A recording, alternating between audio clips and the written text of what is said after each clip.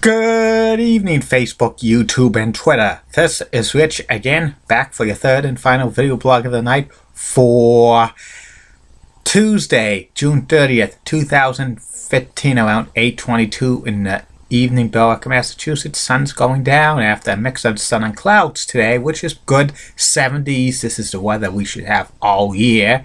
Going to be some humid and rain showers tomorrow, and then a nice stretch of weather of 70s and 80-degree days. They say there could not be a heat wave in Massachusetts or the Boston area until maybe the second half of the month, or even further.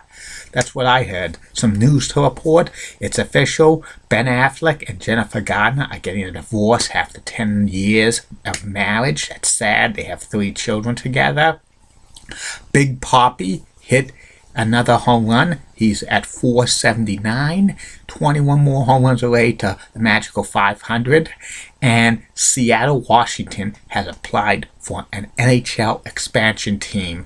They're rumored to be getting it, provided if they get a new arena, because they'll have to play a couple of years at Key Arena until they get this arena settled. Personally, I think they should put an NHL team in Quebec City for the expansion process, but there's going to be a lot of cities after an NHL team, including maybe a second application for Montreal and Toronto and Vancouver. I even heard a couple of interesting groups in New England might put in an application. That's about it on the news. My third and final video blog subject of the night, personality profile. Tonight's personality profile is about one of the most best catchers in Major League Baseball history, Ivan Rodriguez, otherwise known as I-Rod, otherwise known as Pudge. One of the best catchers of all time. He holds the Major League record for most games caught in history, playing 21 seasons since a big league ball. Ivan was born and he grew up in Puerto Rico, which is a hotbed for Major League talent. He played baseball as a youngster, and one of the people he played against when he was young was his future teammate for the Texas Rangers, Juan Going Gonzalez. And he played pitcher and catcher in Little League. He was such a good player when it was in his teenage years that the Texas Rangers signed Ivan at the age of 16. That was in 1988. He played 3.5 seasons in the farm system of the Texas Rangers, and he made his Major League debut on June 20th, 1991 at the tender age of 19. And he was pretty good when he got called up to the big leagues. He finished 4th place for the Rookie of the Year of the American League in 1991, and then he played 21 seasons with the Rangers, the Marlins, the Tigers, the Astros, the Yankees, and the Nationals. And he was such a good player. He wore number 7 the majority of his career, and he was very, very productive. 5 times he hit 20 or more home runs in a season. 1 time he drove in 100 RBIs. 2 times he scored 100 runs.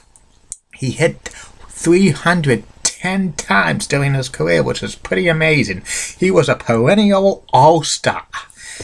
He made 14 all-star appearances, and he was such a good defensive catcher. He won 13 Gold Gloves, plus he won 7 Silver Sluggers, which was pretty amazing. He was part of a great Texas Rangers lineup, like with him, Rafael Palmeiro, Dean Palmer, Jose Canseco, Juan Gonzalez, and so many others in the 90s and stuff. And he made 3 playoff appearances with the Texas Rangers, 1996, 1998, and 1999. His best year was in 1999 when he won the AL MVP by barely beating Pedro Martinez. This was his stats in 1999. 35 home runs, 118 RBIs, a 336 average, 111 runs scored, and 199 hits.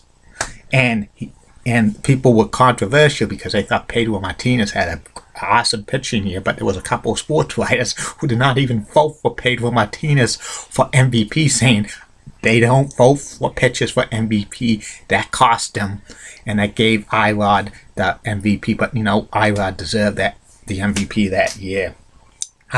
Later on in his career, Irod went to the Marlins 2003, winning the National League Championship Series Most Valuable Player, and that was his only World Series title. Eventually, he became kind of a clubhouse leader in Detroit and the Yankees for a half year because George Posada was out with an injury. Then he went to the Astros, then went back to the Rangers in 2009. Then he ended his career with the Washington Nationals in 2010, 2011 and stuff. And he caught the most games in Major League Baseball history. And his career stats: 296, 311 home runs, 1,332 RBIs, 2,844 hits, and 1,354 runs scored. And these stats are pretty amazing. Irod's up for Hall of Fame for the first time in 2017, but very suspicious if he's going to get in on the first ballot, because he was rumored to be doing PEDs. In fact, in Jose Canseco's 2005 book that came out, he says he interjected steroids to Ivan Rodriguez and Rafael Palmeiro. Rafael Palmeiro flunked a drug test in 2005 for PEDs, but Irod never flunked a drug test and stuff like that. But sometimes you can't believe the words that Jose Canseco says, because he was blackballed from baseball, Jose Canseco, because of the steroids and stuff like that. So you cannot believe what Jose Canseco always says. Irod never flunked a drug test and stuff. So if you don't flunk a drug test, he should be going into the Baseball Hall of Fame on the first ballot. But there'll be a lot of writers who do not vote him in. Personally, I think Ivan Rodriguez is eventually going to get into the Hall of Fame because he was one of the best hitting catchers of all time. He's in the Texas Rangers Hall of Fame, and number 7 for the Texas Rangers is eventually going to be retired, in my opinion, in the near future. And that's about it on this video blog. That's about it on these video blogs for the night. Facebook friends, YouTube followers, and Twitter. Tomorrow's July 1st.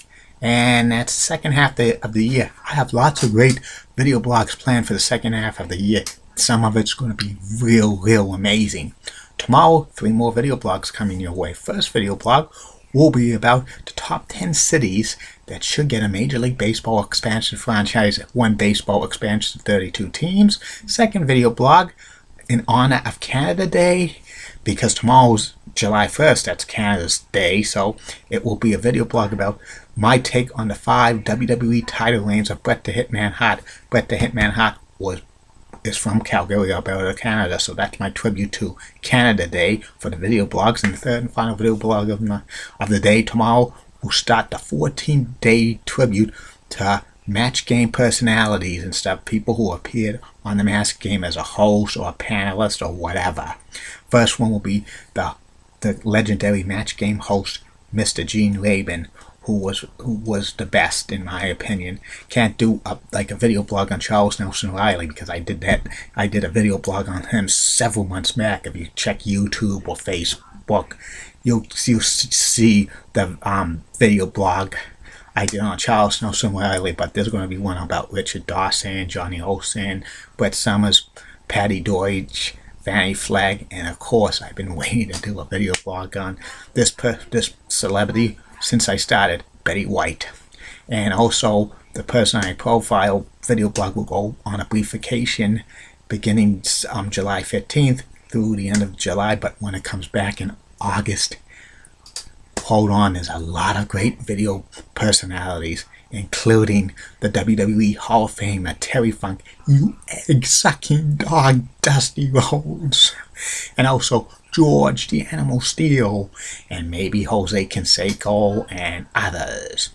And beginning July 4th will be my reviews of the NWA WCW pay-per-view, The Great American Bash.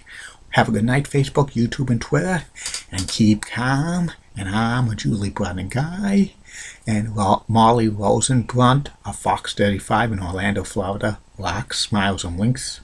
And in the words of Dr. Thomas Sharkey, this action will not be tolerated at BMHS. Good night, everybody. Steve